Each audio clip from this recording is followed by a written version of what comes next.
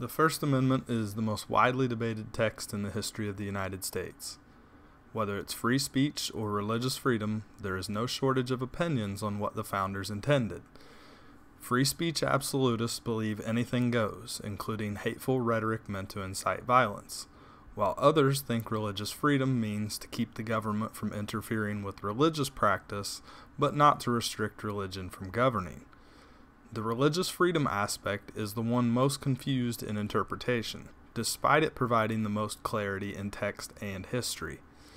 Not only do the words provide a clear definition to its application, but we have a defense of religious freedom by the author of the First Amendment that details its interpretation and application. Before James Madison ever penned the words, "Congress shall make no law respecting an establishment of religion or prohibiting the free exercise thereof," he had established himself as the new nation's foremost expert on religious freedom and governance. In 1776, Madison introduced an amendment to the Virginia Declaration of Rights addressing freedom of religion that would serve as the basis for our First Amendment.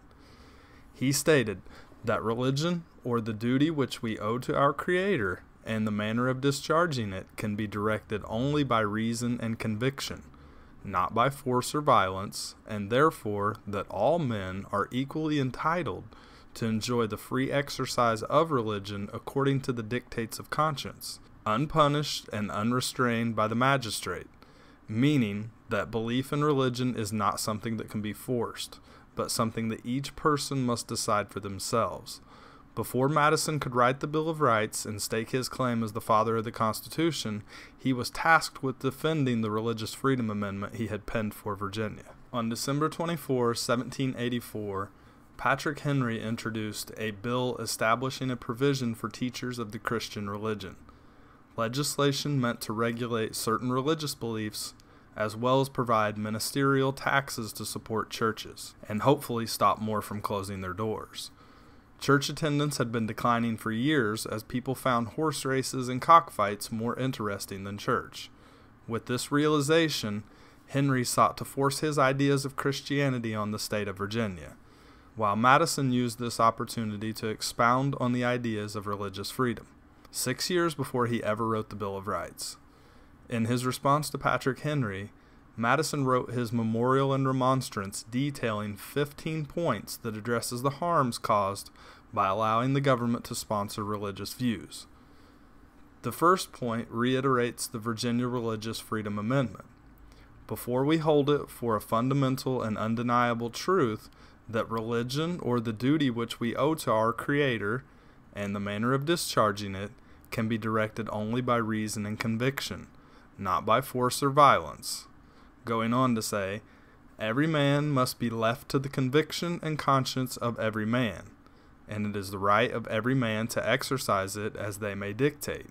This right is, in its nature, an unalienable right. Here Madison is again making it clear that religion is a duty of conscience, and it is every man's unalienable right to have the freedom to choose whatever that may be.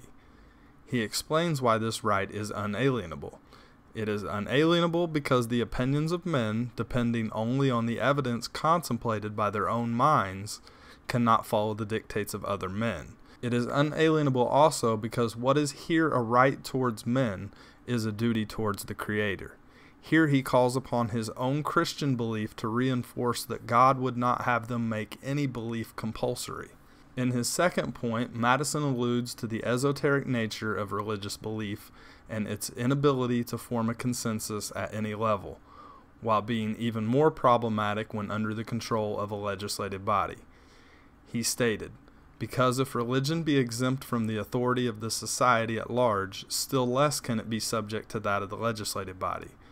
The preservation of a free government requires not merely that the metes and bounds which separate each department of power be invariably maintained, but more especially that neither of them be suffered to overleap the great barrier which defends the rights of the people."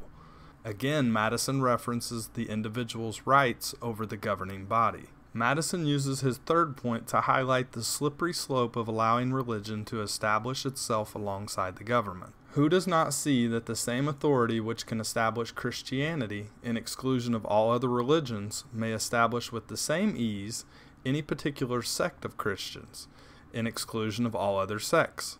That the same authority which can force a citizen to contribute 3 pence only of his property for the support of any one establishment may force him to conform to any other establishment in all cases whatsoever. Clearly, he is worried about the precedent set by allowing the adoption of any religious stance within the government. Once again, Madison hammers home the individual's rights in his 4th point. If all men are by nature equally free and independent, all men are to be considered as entering into society on equal conditions, as relinquishing no more and therefore retaining no less one than another of their natural rights. Above all, are they to be considered as retaining an equal title to the free exercise of religion according to the dictates of conscience. The ability for one to freely choose or not choose a religion is one that Madison positioned as an unalienable right to be protected. The 5th point briefly exposes the ridiculous idea that anyone could be a competent judge of religious truth. The bill implies either that the civil magistrate is a competent judge of religious truth or that he may employ religion as an engine of civil policy. The first is an arrogant pretension falsified by the contradictory opinions of rulers in all ages and throughout the world. The second, an unhallowed perversion of the means of salvation. In the 6th point, he states that Christianity doesn't require the sponsorship of the state, and it survives based on its own providence. The establishment proposed by the bill is not requisite for the support of the Christian religion, and religion both existed and flourished, not only without the support of human laws, but in spite of every opposition from them. He continued, "It is a contradiction in terms, for religion not invented by human policy must have pre-existed and been supported before it was established by human policy." Madison did not believe that Christianity required the state or that Scripture supported the idea. The harms caused by allowing religious legislation is the focus of the 7th point.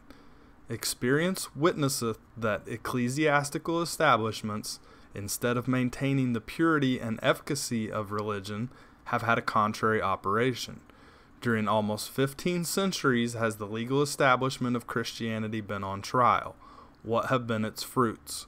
More or less in all places, pride and indolence in the clergy, ignorance and servility in the laity, in both superstition, bigotry, and persecution.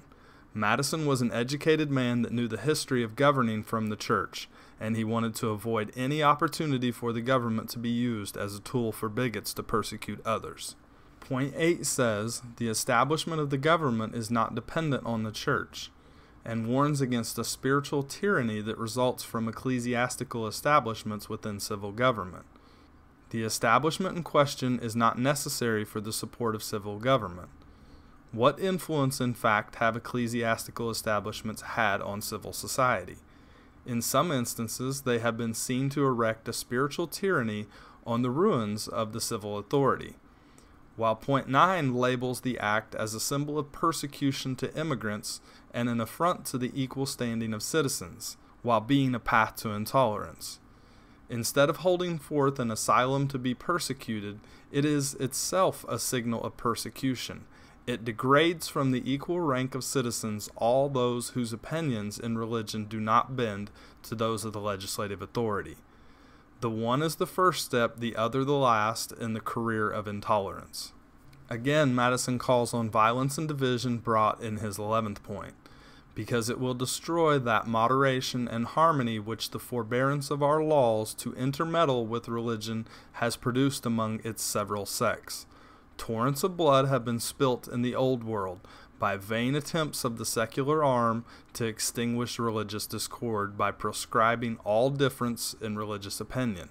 He believed that the state could only cause harm by taking religious positions of any nature. And finally, in his 15th point, Madison reinforces the idea that religious belief is an individual's right to choose however their conscience directs them, and that if this unalienable right is infringed, then none of the rights they have laid out have any meaning.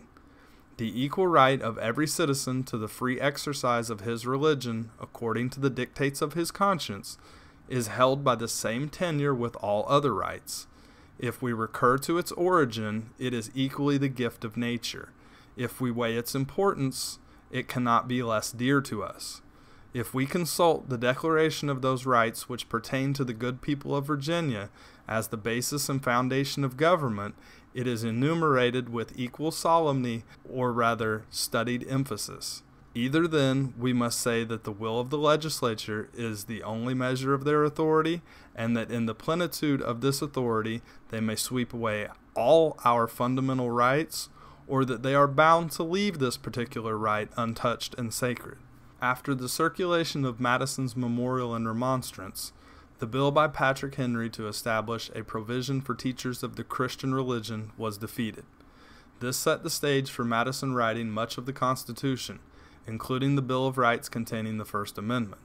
In 1791, the Bill of Rights was ratified, and in his speech introducing the amendments, Madison clarifies freedom of religion as an unalienable right of the individual, not to be infringed on, free from the pressures of established religion. The civil rights of none shall be abridged on account of religious belief or worship, nor shall any national religion be established, nor shall the full and equal rights of conscience by any manner or any pretext infringed. Everyone was well aware of this history when they voted to ratify the amendments laid out by Madison. Any arguments to justify state adoption of religious beliefs is ahistorical and ignorant at the least, while potentially being an attempt to establish a fascist theocracy. James Madison never intended for us to display the Ten Commandments, put in God We Trust in schools or on police cruisers. He never intended on Bible study classes or displays of religion in government institutions. And he surely didn't intend on healthcare restrictions or refusals of service based on your religious beliefs. These were the exact scenarios he warned about explicitly ad nauseum. No one was the slightest bit confused as to what he meant by religious freedom. The language Madison used was precise, so as to address the Christian nationalists that he faced within his own time. He knew all too well the harm they had caused throughout history, and he looked to prevent even the slightest overlap between church and state. This much is crystal clear. His position on church and state was echoed by Jefferson, Mason, and all of the nations that admired this great step in human history. The American First Amendment was a model for the world and represented the first time there was a clear distinction between civil authority and religious authority. Every social democracy that has come since has looked to this moment as one that birthed modern individual rights. Ironically, nearly all of them have abided by the interpretation of Madison, while America continues to fight Christian nationalists that are ignorant or indifferent to the truth.